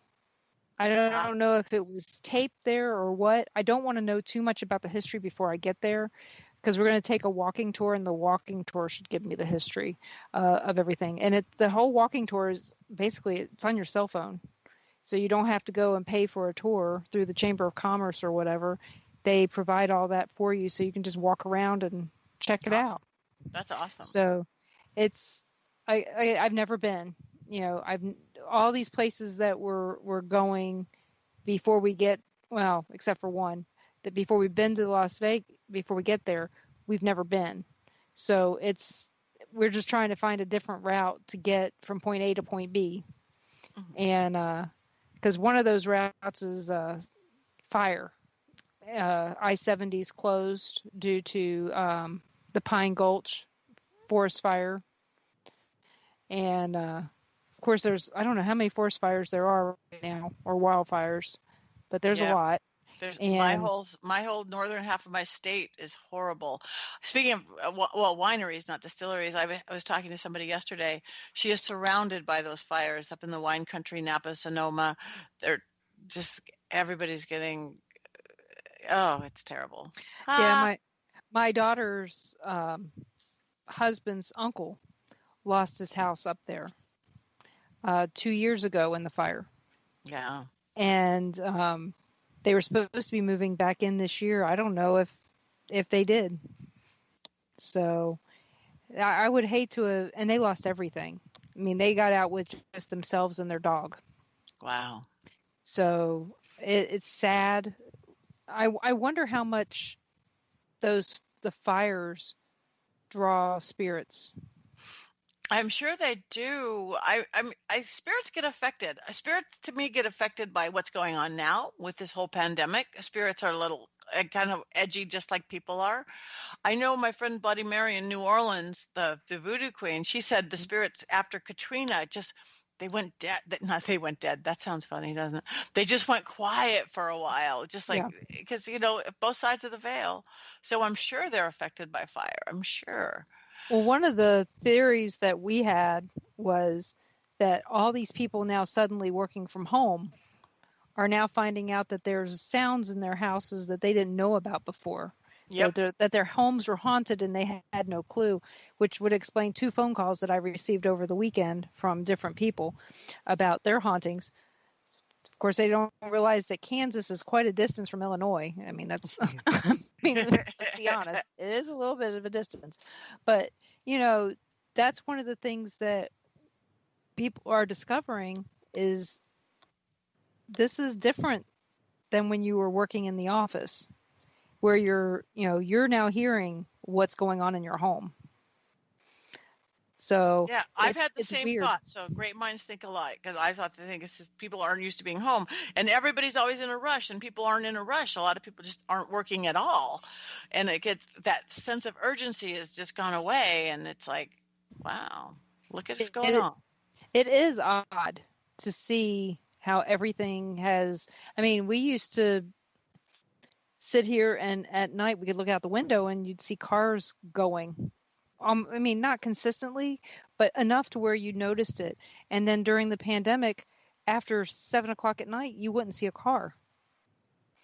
And like I said, we live on a main road, and so it's unusual to see nothing. And I guess it was kind of nice for a little bit, but we actually were walking on the road and we only had one car go by us one night when we were out walking. So that's unusual. My daughter took some pictures. She lives her boyfriend lives on the Strip, or right like a block off the Strip. And she took pictures, and it was kind of scary looking to see that. I mean, I expected to see tumbleweeds going across, because it looked so quiet. And we've decided we're probably going to go over there and see what it looks like. But they're opening the Mirage this weekend. That's another hotel that's finally opening. And my other daughter works for MGM. And she's been laid off this whole time. And my son-in-law worked for Caesars. So when 1 in 5 hotels or casinos is open, that makes it hard for everybody knowing that what's going on. So I don't know. It'll be different. I wonder if they've had more reports, the cleaning crew, if they've had reports of new hauntings that they didn't know about because it's so quiet. I bet you they would. I bet you. My favorite place to go talk to the maids and the cleaning crew is the Queen Mary in Long Beach. Besides whatever tours they do, they have both, kind of fake fun tours and then legit tours. But the Queen Mary in Long Beach, but the best place, go talk to the housekeeping staff while they're changing the rooms. They have the best stories. They will let you go into the rooms when it's between people. So that would be a really good thing to talk to some of these places. Again, they're less busy. Even the staff is less busy. Oh, yeah. And I'll tell you, we talked to the cleaning staff at the Lump Mansion. And I'll tell you, that is probably the cleanest place I've ever been. You didn't even get a dust orb in any of your pictures. But everybody, this is our last break. You're listening to WBHM Digital Broadcasting out of Birmingham, Alabama. We'll be back with Patti Negri in just a few minutes. So get those questions in the chat so we can get them asked.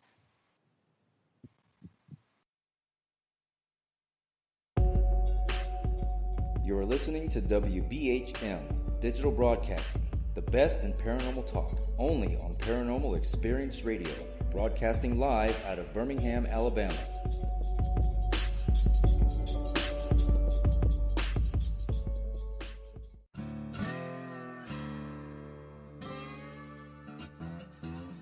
Oh, come on. I'm Southern, but... nope. That'll do. Hello. I am Kat Hobson, host of Paranormal Experience here on WBHM Digital Broadcasting out of Birmingham, Alabama. I enjoy having guests from all areas of the paranormal, from ghosts to ufology to cryptids and beyond. You'll find some of the best researchers in their fields bringing you some great information. Join me on Wednesday nights from 8 to 10 p. Eastern here on WBHM Digital Broadcasting. Since 1948, Fate magazine has brought you reports of the strange and unknown, all of them true. Fate Radio is carrying on that tradition, bringing you the unusual, macabre, strange, and bizarre. Join host Kat Hobson Sunday nights from 8 to 10 p.m. Eastern on WBHM Digital Broadcasting.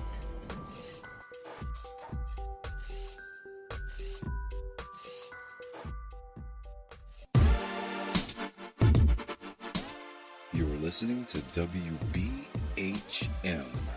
Digital Broadcasting, the best in paranormal talk, only on Paranormal Experienced Radio, broadcasting live out of Birmingham, Alabama.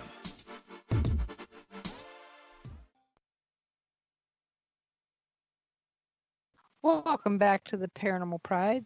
I'm your host, Denise Pridemore. My guest tonight is Patti Negri. And before we get much further, My husband had a question. He wanted to know when your tour was in May 2021. Oh, it is. I believe it is May 13 through May 21. If I was really good at this, I would tell you what the exact website is to get there. But I know there's a Facebook page, and they've been making all sorts of really great YouTube videos and stuff. But I think it's May 13 through May 21 of May 2021. I'm pretty sure we can find it. Okay. So. Yeah, But, if I could multitask, I would go look for it now too, but I'm so bad at multitasking. No, you don't have to. We'll find it. Everybody can go out there and look for Haunted Tours of Ireland with Patti Negri and May 2021, and it should come right up in your Google search. So there, I took all the hard work out. Thank you. So if anybody wanted to find you, besides on Ghost Adventures, where would they look to find you? The best place to find me is on my website, pattinegri.com, PattiNegri.com. And from there, you could get everywhere. You can find my YouTube page. You can find Facebook. I'm Patti Negri, or my main one is Patti Negri Psychic Medium. Instagram, I'm Patti.Negri. Twitter, I'm at Patti Negri. I'm pretty much just me everywhere, even LinkedIn, which that's so businessy, but I do it anyway. But yeah, Patti Negri, just again, Google me like you said, or just go to my PattiNegri.com. And thank you, Denise. She put it right there on the thing. Yes, Geister Maria Schmidt. Yes. Look at you. You guys are like detectives. Well, she called me one time about a house being for sale, and she wanted to know more about the house. And wanted to know if it was worth $1 million. And I said, no, it's not. I said, the people are high. and she goes, are you serious? And I go, yes. I said, they're basing the value of that house based on the fact that the Villisca Axe Murder House is sold out all but 5 days a year at one point. And it's not now, but it used to be all but 5 days a year. And I said, they're assuming that you're going to get $475 a night, all but 5 days a year for the house, and that you're going to be booked the whole time. That's why they're asking for $1 million. I said, the fact is that the house is only booked maybe 25 nights a year. Oh, wow. And she goes, how do you know that? I said, I've been the tour guide there for 6 years. So I knew. And so I mean, yes, I was very, very loyal, but I'm still very honest. Right. You cannot sell a 1,200 square foot house for $1 million. There's no way. You're not going to get a loan for that. There's not going to be a business loan for it. You don't have a business plan. It ain't going to work. I'm sorry. And if the really nice house across the street that's a bed and breakfast that used to be the governor's mansion won't sell for that, your little 1,200 square foot house isn't either. So, and especially since it had water rot in the plaster. But, nobody wanted to hear what she wanted to hear what I had to say. And other people were like, well, it's for sale. It's haunted. And it's like, yeah, but it's a ripoff. So, you just can't do that to people. So, yeah. Well, honesty is always the best policy. It is, because, no matter what, karma does exist, whether it's in, the pagan rituals, or if you're Christian, one way or another, you're going to pay the price. Yep. It's cause and effect. It's science too. It's cause and effect, action and reaction. Mm-hmm. That's why somebody who does curses and hexes, it's like, you've created you're sending out, that means you live in a world that you can be cursed or hexed. Again, you're creating the world you live in. We do every day. Have you ever had an attachment? One time. It was really short-lived, and it took me off guard. It was years ago, right across the street from me. Again, I live in an old area of Hollywood Hills. My house was built in 1920, old movie star houses. There's the big fancy houses, then the little writer's cabin. Across the streets where Frank Capra and Harry Cohn wrote It's a Wonderful Life. Next door is Mary Pickford's dressing room. And from the house across the street, the girl had gone through, I'm not going to say who she was, a famous actress, had gone through some down times and alcohol and got all these attachments and things. And I tried to help her all the time, but something literally rolled across the street and down into my house. And all of a sudden it's like, oh, this isn't me. This is not me. This is not me. I had a friend come over and help me with it, but it just caught me off guard because I wasn't out on an investigation. I wasn't doing a clearing. I was wandering around my house and my guard is let down for a moment. That's it. What was your house ever featured on another show? It's featured on a lot of shows, yes. I mean, because I thought I saw something similar to your house's story on like a haunting or something like that. No, I use my house. I've never had like my ghosts or things on a haunting. It's shot a lot of things. They're coming here and we're doing whatever we're doing. Even from Clean House decades ago, Niecy Nass came and cleared out my costume house in the back. But no, it has never been on like a My Ghost Story or My Haunted House. Okay. Cause like I said, I saw something about your house, but I don't remember what show it was on. Yeah. It's on a lot of shows. But you were there. You were there. Let me see. Oh, I can't even think of how many. Like I said, Yellow House, White Picket Fence. You're good because you. Like I said, it'll come to me when I least expect it. April has another question. She asks, crazy question, but how much is real magic in Hollywood in shows like Harry Potter or the TV show Magicians? Oh, how much is real magic? Well, Harry Potter is that's a TV, that's a movie, right. That's a TV show. That's not real. And stuff like Charmed and all that's not real. That's real magic. And magic, like in magicians, regular magicians, not magic with a K, the way I do it. Magic with a C, like rabbits out of the hat and stuff like Penn and Teller. That's real illusion. And they're using the word illusion more than magic to differentiate, which makes me very happy. Those are illusionists. There is no real magic, how they can float a body without anything and cut you in half. That's illusion, and it's an art versus, ooh, we're really doing this. And I love that trend in magic. But in real magic, I don't know. Again, anything that there's not that many. And one of my bucket list is to have a show where we do real magic, and it's again positive and empowering. And I've never ever allowed anything to be faked. I will not, I would not. And even doing other shows, even like from that very first one, we could say this and bring some smoke in. I'm going, no, we're not. I can't do that. My reputation is at stake. My integrity is at stake. So I don't know if that answers the question or not. Well, it's going to have to, I guess. How can you tell the difference between good magic and bad magic? You made an example earlier where you said, I want to find the love of my life, but no, I want Bob. But how do you know that if you don't know the difference between magic at all? Okay, there are many simple ways. Again, that sense of ethics and integrity and virtue. But other than that, you don't control anybody else, period. You don't control anybody else. You control you and your wife, your view. You put the spotlight on you. Here's a really good, but anybody else, you don't control, period. You control the world around you.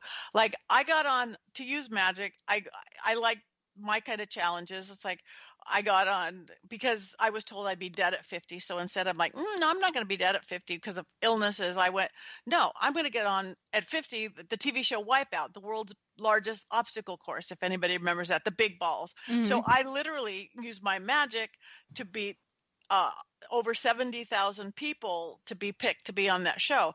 I didn't do anything like, oh, you're not going to win. And you're not. I wished every girl and every guy good luck. I hope you make it. And that's true. But I put the extra spotlight on me. And then I go, oh, I did that. Okay, now what do I not do? I don't cook. So I'm going to get on Master Chef using magic. I didn't say, oh, you guys just over here, or again, you're not going to do it. You're not going to do it. It's the magic you put into yourself. So good magic is don't control anybody else in any way. And also anything that's fear-based or control-based, again, you're creating that world. Anything that's fear control-based, stay away from it. Make it love-based. Make it, abundance-based. That's good. Well, you should You should have said, if you didn't know how to cook, you probably should have gone on Worst Cooks in America. But see, no, that would have been easy. Oh, okay. That would have been too easy. I wouldn't have need magic for that. And then I went, okay, what have I not done yet? What's really scary? What do I not do? America's Got Talent. Okay, I'm going to do America's Got Talent. And again, and I don't have any of those talents, though I'm an ex-dancer, dancing, singing, what they do. So, next thing I know, I beat another 100,000 people, because they tell you how many people, the big auditions nationwide. And here I am on the Dolby Theater with Howie Mandel psychically reading his Daub as we're rolling around on the floor wrapped up in a dash, dogs laughing hysterically. So I've beat odds by literally 70 to 100,000 3 times so far. And it's like, that's good magic, because again, I didn't do anything to anybody else. I didn't do anything to keep anybody else from getting there. Right. You just put positivity out there. Yep. Speaking of Got Talent, Asia's Got Talent. Did you ever see that Rihanna? I don't think so. You need to look her up. She's got long dark hair, and she kind of reminds you of a horror movie. And she's an illusionist, but she is great. I mean, she's creepy, but she's great. I do know who she is. Yes. I saw her on, I don't know if it's Penn and Teller or one of the other shows. Yes. There's another show, and she looks like she's from The Ring or one of those shows. Yes. Yeah, she's awesome. I just thought she was great. And I told Ron, I said, if she ever does a show in Vegas, I'd like to see that. Because I've never been to a show in Vegas, and I stalked Donny Osmond since I was 14 years old. And I still never, I went in there every time I went to the Flamingo, they weren't in town ever. And my son-in-law worked for Caesars. I told him, I said, you're supposed to get his autograph for me. If you really love your mother-in-law, he goes, I don't get called over there. I'm like, liar. But yeah, but that's one of those weird things that I tease my family about. But yeah, she was just amazing to watch the things that she did. I mean, how she scared the living daylights out of Simon Cowell, but I don't think she was the first one to scare him, but the way that I think that's what he was on. But I don't watch a lot of those reality shows. I happen to find that like on YouTube or something, but no, I don't watch those. I do watch the Worst Cooks in America every now and then, only because I want to see how bad somebody can scramble an egg. So are my scrambled eggs really horrible, or is it just, and I know I can cook because I just made a whole bunch of apple butter today and dehydrated some bananas. So I know I can cook. It's just, do I cook anything anybody really wants to eat besides the apple butter? That sounds good. Know. Oh yeah. People love it. They chase me down for it, but it's an easy gift to make. Just, I probably shouldn't have done it today when it was what was it, 98 today, Ron? He came in and he goes, this house is hot. So, but that's me. But, the kids wanted apple butter, and I don't want to be cooking it next week right before we leave. So, everybody, thank you so much for listening. I really appreciate you guys all coming to listen tonight. Patti, thank you so much for coming on. This has been so much fun and so relaxing for me to talk to you. Thank you. I have had a blast. Thank you for having me on. I wish you luck on your trip. I wish you luck on everything. And it's an honor to be here. So thank you, everybody, for listening. Everybody, please join in next Monday when my guest is Dave Giuliano. And it's the last show before Labor Day and our vacation. So make sure that you come and listen and see what's going on for the rest of the year. So I will talk to you all later. Have a wonderful week. You're listening to WBHM Digital Broadcasting out of Birmingham, Alabama. And thank you, and please come again.